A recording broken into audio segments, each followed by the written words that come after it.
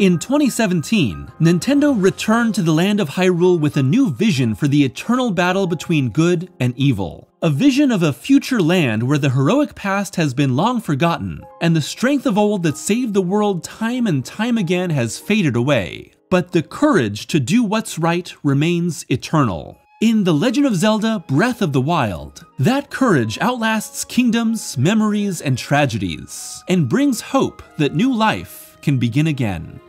Each Legend of Zelda game aims to capture a sense of epic fantasy, retelling the story of a courageous hero, a powerful princess, and the embodiment of evil over and over again, with the fate of the Kingdom of Hyrule at stake each time. There's something beautifully inspiring within this recurring narrative, but there's also something wistfully sad. A hero rises to save a kingdom, but Hyrulean history shows us that the kingdom must fall again and again. Breath of the Wild may be the ultimate embodiment of this Nintendo franchise's contrast between timeless heroism and time's inevitable doom for the kingdoms of man.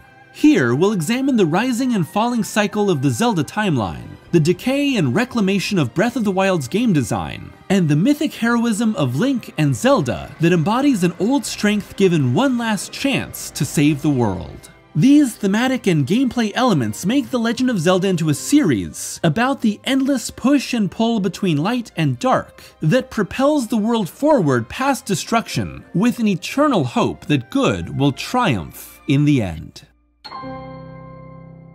The original Legend of Zelda from 1986 was designed by Shigeru Miyamoto and Takashi Tezuka, with Miyamoto's childhood experiences exploring nature in and around Kyoto, Japan inspiring this simple fantasy tale. As time went on and Nintendo made more and more Zelda games, the franchise began to build a larger narrative that spans millennia, with Link, Zelda, and Ganon reborn again and again to do battle over the fate of the world. This continual cycle of rebirth has created a recurring theme of kingdoms rising and falling throughout the Zelda series. With each new game's reincarnation, we are reminded of the kingdoms that have passed, the lives that have ended. All of this has happened, and all of this will happen again. Consider how, despite Hyrule remaining within the iconography, the destruction of kingdoms of man plays a central role in nearly every game throughout the Legend of Zelda franchise. In the original Legend of Zelda from 1986, the evil Ganon invades Hyrule, steals the mythic Triforce of Power, and kidnaps the Princess Zelda. It's up to Link to save the kingdom, reforge the Triforce to defeat Ganon, and save a newly fallen kingdom now overrun by monsters. And with its technical limitations on the original Famicom and Nintendo Entertainment System, Hyrule is a desolate kingdom that gives the impression of a glory long gone. In A Link to the Past, Ganon's rise to power has corrupted the sacred realm into the Dark Realm. Likewise, the human realm has fallen when Hyrule Kingdom is usurped, pushing a young Link to rise as a hero to save two realms. Ocarina of Time centers on Link's failure to stop Ganon, with Link put to sleep until he's mature enough to wield the Master Sword. But in these 7 years, Ganondorf has conquered Hyrule, creating a twisted kingdom that Zelda and Link must reclaim. Majora's Mask follows Link to Termina, a small world permanently stuck in limbo and destined to be destroyed by an apocalyptic moon crash. Its salvation by Link is almost unnatural. The Wind Waker explores the idea of a world where Ganon returns, but Link does not. And as a result, the seas rise and Hyrule is consumed. The final battle against Ganon sees Hyrule permanently washed away to truly defeat evil. And a new era begins rather than allowing past glory to return. The Twilight Realm engulfs Hyrule in Twilight Princess, desolating the kingdom and forcing a wolf-cursed Link and the powerful women of Zelda and Midna to restore the balance between opposing realms. Skyward Sword acts as an origin to the entire Zelda saga, taking place centuries before the earliest adventure and explaining the cycle of reincarnation. But even then, this all takes place in the aftermath of a fallen kingdom, with the earth desolated by evil, and the first sky-dwelling Zelda and Link making the land safe once more to found the Kingdom of Hyrule. While the chronology of the franchise is amorphous, showing there to be 3 branching timelines split apart by Ocarina of Time, these centuries-long cycles of kingdoms rising, evil bringing ruin, heroes saving their world, and fallen kingdoms given the chance to rise once more, shows that ruin and rebirth are an intrinsic part of history when writ large. And no matter which timeline runs its course, they inevitably end in a far distant future where the past has been forgotten. People foolishly believe that evil is long gone, and the old strength needed for heroic deeds has faded more than we'd like to admit. Breath of the Wild makes this cycle abundantly clear with its more extreme interpretation of a kingdom fallen to ruin. Set 10,000 years after the rest of the games, which are already divided by centuries, Breath of the Wild takes place in a land where Ganon has been sealed away for so long that the past has faded into obscure legend. If we were to imagine the mythic world of Zelda as being a precursor to our own present, then Breath of the Wild invariably takes place in our future. The ancient technologies used invoke modern tablets and other advancements we've made in our present that have progressed into a magically imbued future version. But in this future, the advancements we've made today have been long erased, and the world has returned to a more rudimentary, natural life. The past is so far gone that it has become the future. And once again, the Kingdom of Hyrule is brought to ruin, destroyed by the resurrection of Calamity Ganon. The idea that Ganon has been locked away and dormant right under Hyrule Castle is a potent metaphor. Our inevitable destruction has been underneath our feet for as long as we've been alive. We've simply refused to acknowledge it, thinking that our worst fears could never possibly come true. And when the time comes to save the world, we're simply not strong enough. We can neither summon the power that seemed so potent in past generations, nor the skill to use the technology at our fingertips. Unsure and underprepared, Zelda and Link failed to save Hyrule, with the princess sealing herself away with Ganon in the castle, and Link near fatally wounded in the attack. Now, 100 years later, Link reawakens from his healing slumber to try and save the world from a fight that was never truly finished. Ganon rages within the decayed castle, and the world limps on around it, neither strong enough to face an abiding apocalypse, and not weak enough to finally fall apart. Written in 1833 and published in 1842, the poem Ulysses by Alfred Lord Tennyson imagines the mythic hero of the Odyssey as he grows old and discontent with his life as King of Ithaca. Tennyson's poem is written in blank verse, and created as a monologue spoken by the king, who decides to leave his wife and abdicate his throne to his son in pursuit of one last great adventure. Tennyson wrote Ulysses in the aftermath of the death of his close friend and fellow poet Arthur Henry Hallam, and its doomed search for past glory echoes heartache at loss that can't be undone. His hero's abandonment of earthly duties in favor of one last, likely doomed adventure is both noble and ironic, inspiring and tragic, unfit for this new world and not strong enough for the old one either. As Ulysses beseeches his fellow mariners to join him on one last glorious adventure, it's likely that both reader and hero know that their quest is doomed. But knowing this will not stop them. We accept this as the poem closes with these final lines. We are not now that strength which in old days moved earth and heaven. That which we are, we are. One equal temper of heroic hearts, made weak by time and fate, but strong in will, to strive, to seek, to find, and not to yield.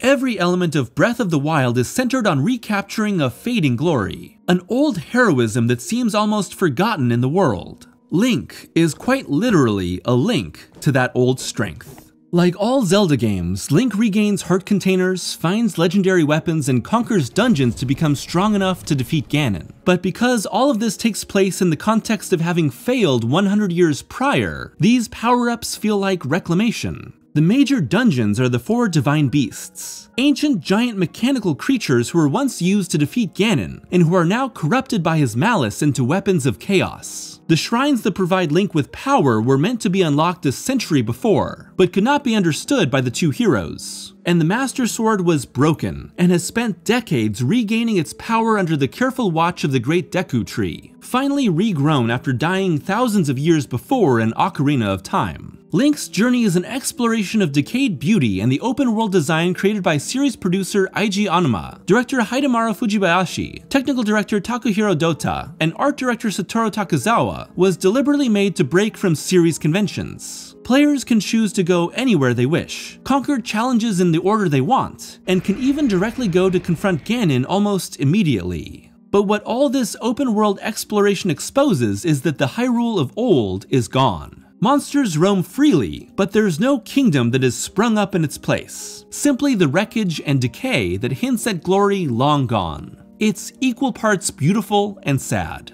The dangerous guardians are the best encapsulation of this theme. Ancient technology the Hyruleans depended on in place of their lacking strength, turned against them by the evil that rested under their kingdom.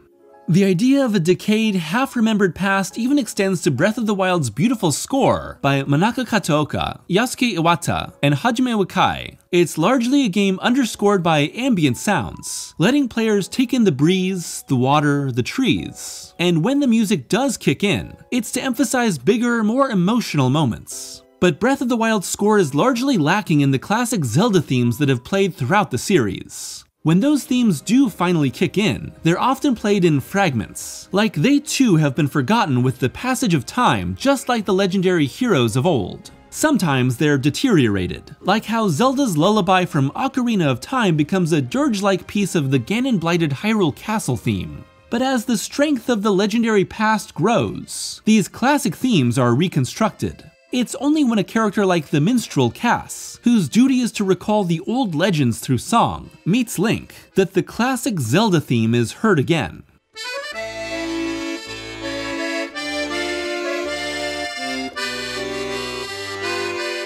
And at its denouement, Breath of the Wild lets the theme return as the cycle of Hyrule's reconstruction begins again.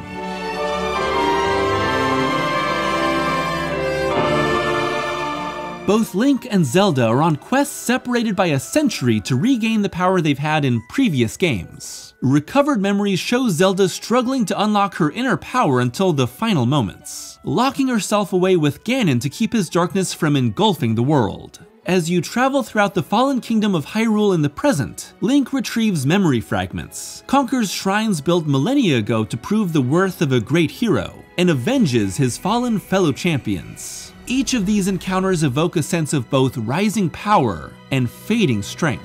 The ancient mummified monks who rest in each shrine pass their strength on to Link before crumbling away forever. The powerful weapons you find, even those treasured by your fellow champions and their people, inevitably break. The champions are avenged, their divine beasts retaken from the spirits of Ganon who slayed them, and their domains given peace once again, but they can never be brought back to life. I want you to know, I have always followed my heart. I'm sorry I made you worry. I wish I could see you again. Their spirits find peace and help defeat Ganon, but remain apart from the living who still mourn. So much was lost in one terrible moment, and the century that has passed has slowly decayed the remnants of that old strength. As said by Sheik in Ocarina of Time, the flow of time is always cruel. Its speed seems different for each person, but no one can change it. Time has given rise to the wild with no kingdom to conquer it. Only Link can reignite a hope and strength that once blazed so brightly. You may not yet be at a point where you have fully recovered your power, or all of your memories. But courage need not be remembered, for it is never forgotten. Like any Zelda game, Breath of the Wild ends with the defeat of Ganon by Zelda and Link, the two heroes who have reclaimed the strength of old to finally accomplish what they were not strong enough to do 100 years prior. There's an incredible, gradual scale of becoming stronger physically and mentally throughout the game. The Link who started without memories, clothes, or weapons has become a powerful champion in tune with the past. Master Sword in hand and working side by side with Zelda, evil is defeated, but Hyrule remains in ruin. But hope remains for a new kingdom built on the courage and understanding that's been found. Kingdoms rise, kingdoms fall.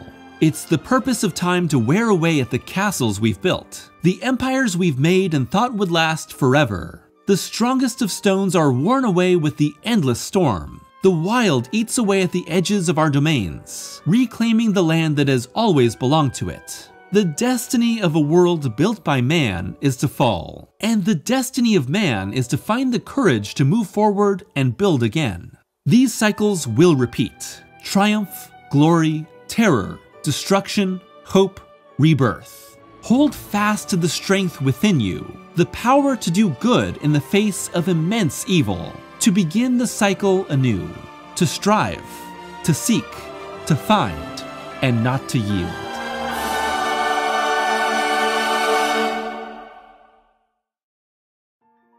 Hello and thank you for watching. It was a pleasure to talk about The Legend of Zelda Breath of the Wild. It's truly one of my favorite video games of the last several years. There's so much that can be talked about, and beyond its gameplay mechanics or its continuation of the franchise's lore, I really wanted to talk about something deeper within the game, and something that can make it more relevant to today, and something that was really jumping out to me as I thought about the game and what it means not just to the franchise as a whole, but to us as players. I've really enjoyed digging more into video games lately, and I hope to continue to look at more games in the future. Hopefully you've enjoyed that too, and whether you're a longtime subscriber or a first-time viewer, I hope that you enjoyed this video. I want to give a special thank you to my patrons, and I'm hoping to bring some more exclusive Patreon content in the near future. And whether or not you're a patron, I hope that you're doing well, keeping safe, taking care of yourself, and looking out for each other. I'll see you again soon.